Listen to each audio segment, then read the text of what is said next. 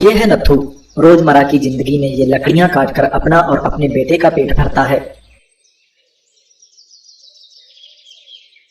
और ये है मुकेश, नत्थू का बेटा। इसके पास खाने और सोने के अलावा कोई काम नहीं है। एक नंबर का आलसी है ये। बेटा मुकेश, उठो और मुझे पानी दो पीने के लिए, मैं बहुत थक चुका हूँ। पिताजी, मुझे तंग मत करो, इतनी अच्छी नींद आ रखी थी मुझे। वो मटका पड़ा हुआ है, पी लीजिए पानी और मुझे सोने दीजिए। तेरा ये आलस तुझे बर्बाद करके रख देगा। मैं बूढ़ा कब तक तेरा खाना पूरा करूंगा। मेरा शरीर अब मेरा साथ नहीं दे रहा। जब मैं चारपाई पे बैठ गया तब तेरी अकल ठिकाने पर आएगी। लेकिन नत्थू की बातों का मुकेश पर कोई असर ना हुआ। अगले दिन नत्थू जब लकड़ियां काटने के लिए जाता है तो सोचने लगता है, भगवान, इस मुकेश का मैं अब क्या करूं? यह तो सारा दिन सोया रहता है, कामकाज भी नहीं करता कोई। अब आप ही मुझे कोई रास्ता बताइए जिससे ये मेरा बेटा सही रास्ते पे आ जाए। नत्थू भगवान को ये सब बोल ही रहा होता है, तभी उसके पास एक साधु आ जाते हैं। बहुत परेशान लग रहे हो, जो भगवान को कोसे जा रहे हो। क्या बताऊं साधु बाबा, मेरा बेटा आलसी है, उसी की चिंता मुझे सताती रहती है। अब आप ही बताओ कि मैं क्या करूं। ये तो बहुत ही सरल काम है। जब तक तुम उसे खिलाते रहोगे तब तक वो आलसी ही रहेगा, और जब तुम उसे कुछ भी खाने के लिए ना दोगे तो वो अपने आप काम करना शुरू कर देगा, क्योंकि पेट की भूख ही उससे काम करवाएगी। तुम लंबी यात्रा का बोल घर से चले जाओ, फिर देखना तुम्हारा यही आलसी बेटा कैसे काम करता है। जी साधु बाबा, आप सत्य कह रहे हैं, मैं ऐसे ही करता हूँ। आपका बहुत बहुत धन्यवाद। शाम हो जाती है, नत्थू घर आ जाता है।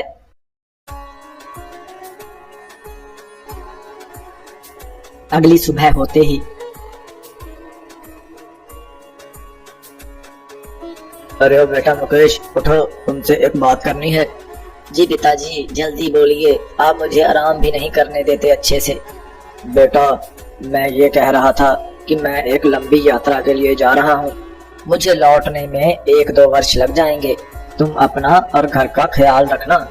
पिताजी, अचानक क्या हुआ आपको? अगर आप चले गए तो मुझे खाना कौन खिलाएगा? तू छोटा सा बच्चा है क्या जो ऐसी बातें कर रहा है? काम कर और अपना खर्च निकाल। मैं बूढ़ा कब तक तेरी जरूरतें पूरी कर पाऊंगा? आखिर तो तुझे ही काम करना पड़ेगा।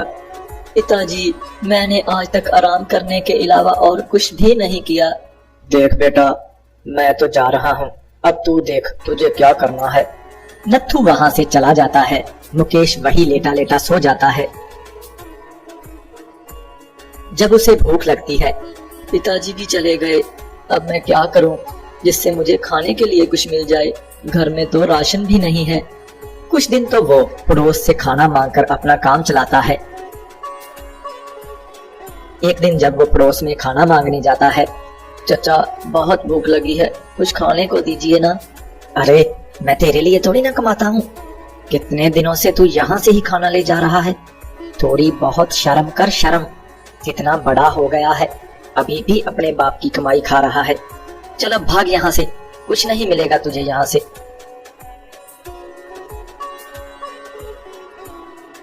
मुकेश घर आ जाता है। आज तो भूखा ही सोना पड़ेगा लगता है। हे भगवान, मेरी मदद करो। मुकेश को घर के कोने में पड़ी अपने पिता की कुल्हाड़ी दिखाई देती है। मुकेश उस कुल्हाड़ी को उठा लकड़ियां काटने के लिए जंगल की ओर निकल जाता है। लकड़ियां काट उन्हें बेच वो कुछ राशन ले अपने घर आ जाता है। अगला दिन होता है। अगले दिन फिर वो लकड़ियां काटने निकल जाता है, लेकिन आलसी होने के कारण वो एक वृक्ष के नीचे सो जाता है। तभी उसके पास वही साधु आते हैं। बालक, उठो। जी साधु बाबा, बोलिए। बालक, बहुत भूख लगी हुई है, तुम्हारे पास कुछ खाने के लिए हो तो मुझे दे दो। बाबा, मैं तो खुद बहुत परेशान हूँ। ना मेरे पास कोई पैसा है और ना ही मैं कोई काम कर पाता हूँ। अपने 2 वक्त का खाना बहुत मुश्किल से पूरा कर पाता हूँ मैं। आप मुझे इस समस्या से छुटकारा दिलवा दीजिए। बालक, जो मैं तुम्हें बताने जा रहा हूँ, ये बात तुम किसी को मत बताना, वरना तुम्हारी किस्मत का ताला कभी भी नहीं खुल पाएगा। जी साधु बाबा, बताइए, आप क्या बताना चाहते हो? बालक, जिस जगह तुम लकड़ियां काट रहे हो, यहीं नजदीक किसी पेड़ के नीचे एक बहुत बड़ा खजाना छिपा हुआ है। मैं देख पा रहा हूँ कि उस खजाने के तुम मालिक बनने वाले हो। लेकिन हाँ, तुम अपनी मेहनत जारी रखो।